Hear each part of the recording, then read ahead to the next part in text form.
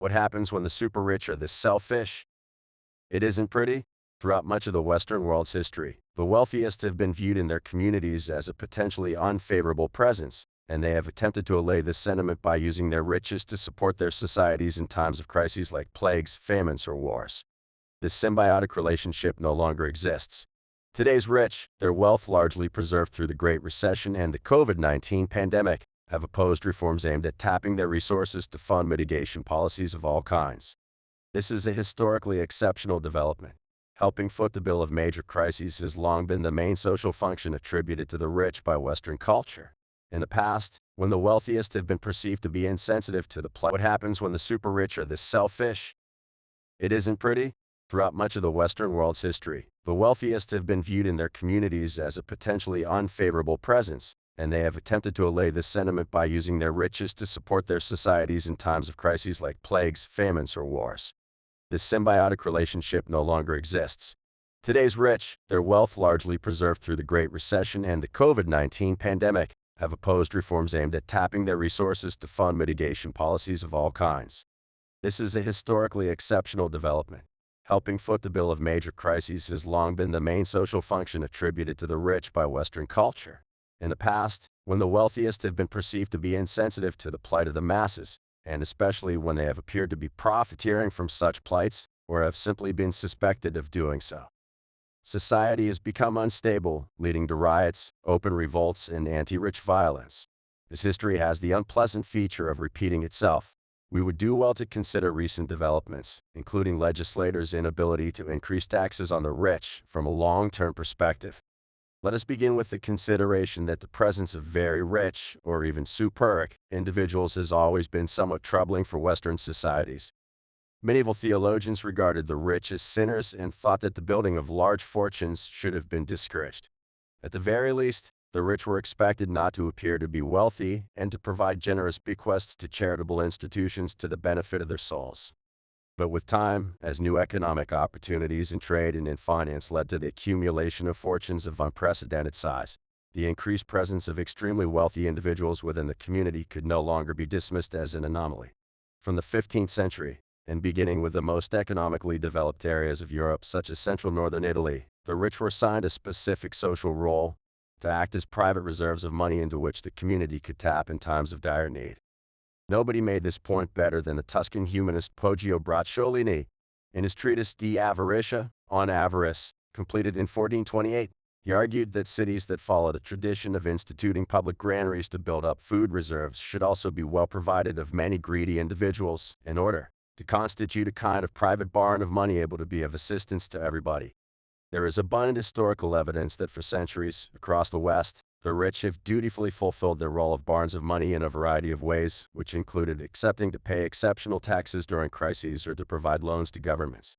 Often, in early modern times, these were technically forced loans to ruling authorities, although the fact that they were not a prerogative of absolute monarchies but were also required, usually in wartime, by republican governments such as that of Venice should make us wary of considering them the mere expression of an arbitrary power. Indeed, the rich merchants who were the main victims of forced loans were also the rulers of patrician republics and understood they were contributing their private resources to the public good. For example, forced loans were imposed by Venice upon its richest citizens after the terrible plague of 1630, as well as to fund an exhausting war with the Ottoman Empire during 1645 to 69. Although on both occasions the Republic was able to raise much greater amounts from its own patricians by means of voluntary loans. This is not altogether different from the patriotism with which many among the rich subscribed to various emergency loans during the World Wars, such as the Liberty Bonds issued in the United States in 1917-18 to contribute to funding the Allied war effort. These loans proved to be a poor investment, as the interest tended to become negative in real terms because of hyperinflation. But in the 20th century as in the 17th, the boundary between free choice and constriction was blurred, as governments welcomed any opportunity to increase the social pressure on those reluctant to contribute. Sometimes they went even further. In Britain in 1917, the Chancellor of the Exchequer explicitly threatened the nation's financiers with confiscation of company assets unless specified minimum amounts of capital were raised by a new voluntary war loan. In the 20th century, the real novelty in how the rich were required to step up their wartime contribution was the expansion of progressive taxation, with substantial increases in the top rates of the personal income tax, In the United States, the historical maximum was reached in 1944 to 45 at 94% for incomes over $200,000 and of estate or inheritance taxes. Of course, historically, wars provide the best possible motivation to ask citizens to contribute more, either with their blood or with their cash. But in the 20th century, also during peacetime economic crises, most notably the Great Depression of the 1930s, the rich were expected to contribute considerably more than the general population to foot the bill of public action. For example, this was explicit in the fiscal package introduced in the United States as part of Franklin Roosevelt's New Deal. In the past 15 years, we have experienced the Great Recession, which in some countries also led to the sovereign debt crisis, followed by the worst pandemic in a century or so, then by an ongoing war in Ukraine and the looming threat of large-scale conflict in the Middle East. Based on history, one would expect that in this period the rich would have been called once again to fulfill their traditional role, and indeed, proposals of this kind have entered the political debate in many Western countries. But so far, in most of them, discussion has not been followed by action, and recent fiscal reforms appear to have done little to make the rich contribute more.